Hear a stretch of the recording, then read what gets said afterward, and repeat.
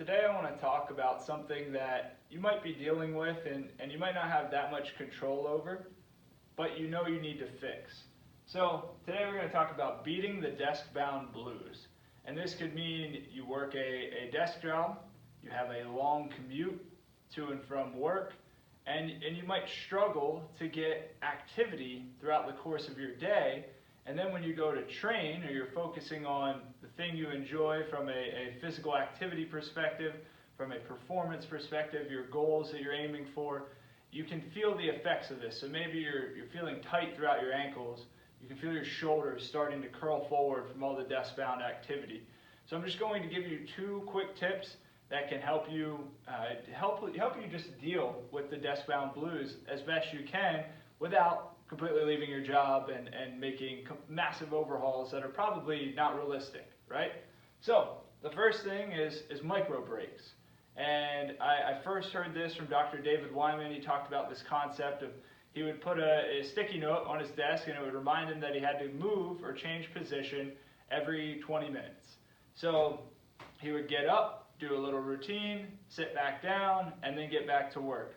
Could be some simple things as some arm circles. You're just throwing your arms around, making some circles, doing some back and forth. You might just be rolling the ankles a little bit. It doesn't have to be some goofy thing that you're putting on a show at your office and feel uncomfortable, because I know that's part of that whole process. But it's just getting a little bit of blood flow going through a few movements, and then getting back to work. And if you schedule these micro breaks, you're actually going to see an increase in your productivity.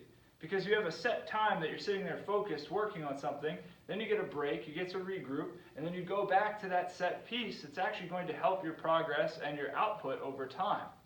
The second thing is to change your position often.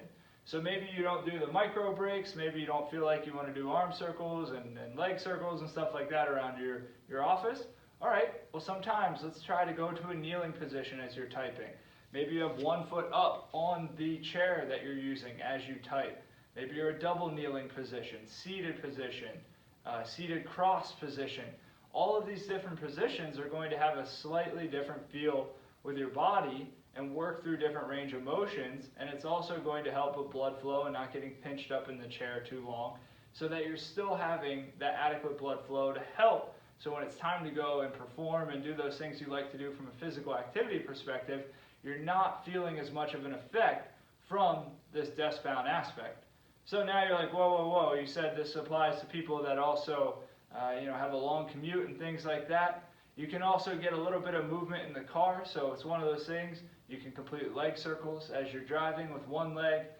You can keep your arms moving, try to keep your postural position as best you can. And we can do a lot of things without actually just stopping, focusing on driving completely. We already have enough distracted driving and things of that nature, but you can still focus on the postural piece of it, focusing on making sure your shoulders are back, making sure you're trying to sit as proper as you can, adjusting your seat so we're not leaning way back here all the time, and try to work on that overall posture. Doing that during your commute or doing that during the desk-bound phase of things when you're at work is going to help free you up a little bit more when it's time to go out and train and perform.